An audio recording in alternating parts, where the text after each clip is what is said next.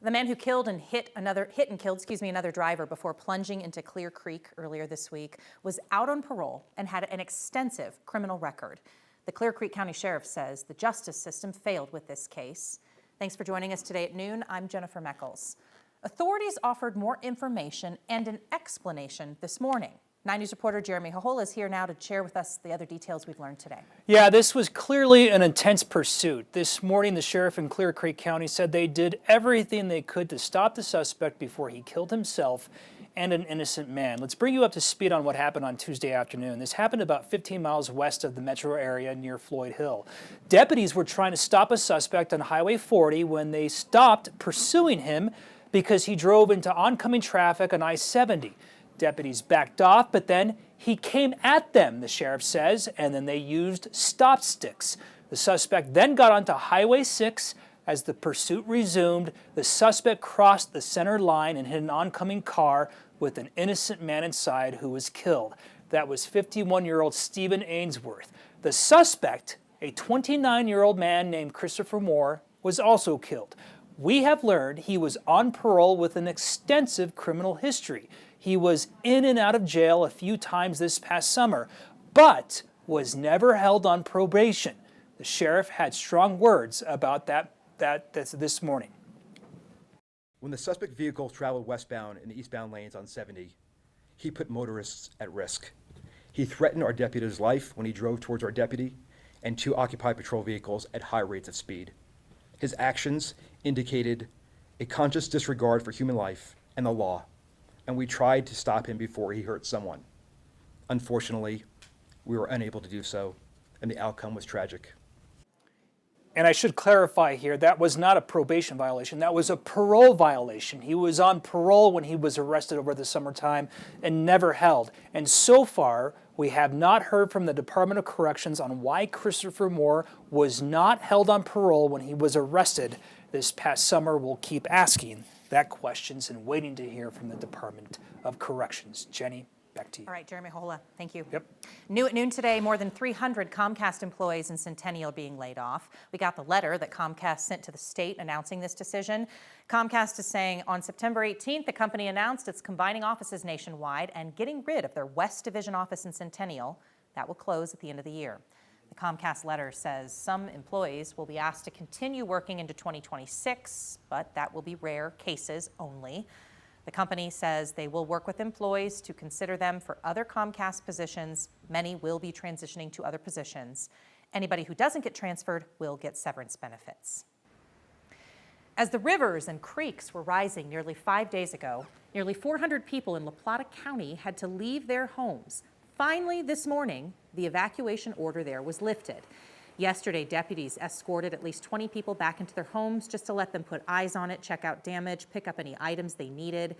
At least 90 homes have some kind of water damage, and heavy equipment had to destroy 2 homes that were at risk of falling into the flooded Vallecito Creek. Had they gone in, they could have damaged a vital bridge downstream. We could see some light showers in the metro today, but still pretty blue skies in this view from Lookout Mountain. Let's check in with Keely Chalmers now with our 9 News Weather Impact team for an update on your forecast. Yeah, we've got a beautiful start, no question, to your Thursday. And in fact, we are seeing drier weather moving in. Southwesterly flow, but this time it's bringing in some drier air at the lower and the middle levels of the atmosphere. So again, different pattern with our weather. Not a lot of moisture moving in, and that is great news, especially across southwestern Colorado. We've got beautiful blue skies. Let's take a live look out over Holyoke.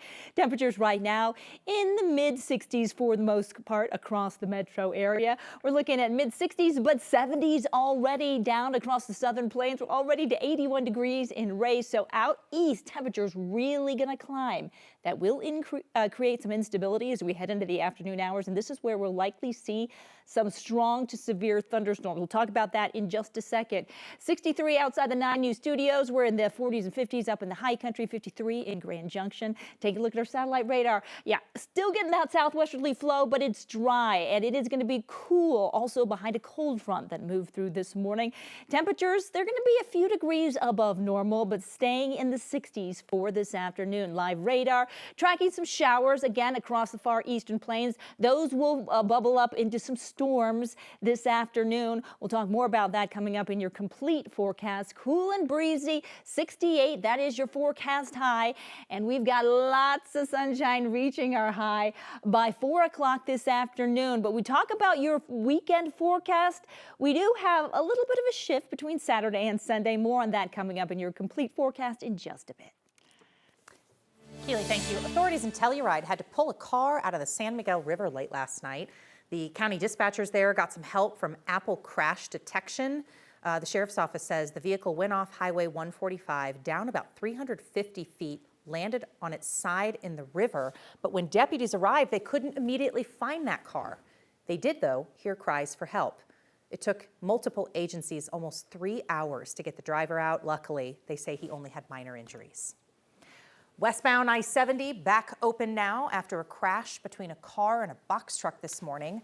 Aurora police say a woman was taken to the hospital with moderate injuries. They said she rear-ended the box truck a little after 9 this morning and then got pinned underneath it.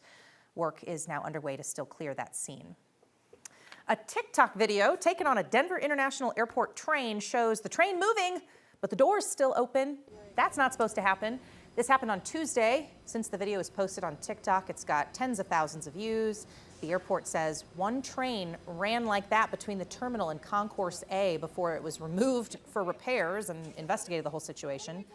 DIA officials say they believe that a passenger might have tampered with the door before the train took off and it got stuck that way. The airport says there are safety contingencies to keep the train from moving forward in a case like this, but clearly that failed. In a statement, airport officials also said they are, quote, treating this as a serious incident and the safety of passengers remains our #1 priority. We regret this incident and apologize to all who were on the train.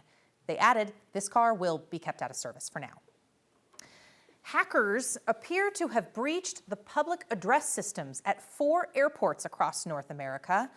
Yesterday, some travelers heard unauthorized messages laced with expletives, praise for Hamas, attacks against President Donald Trump and Israel's prime minister.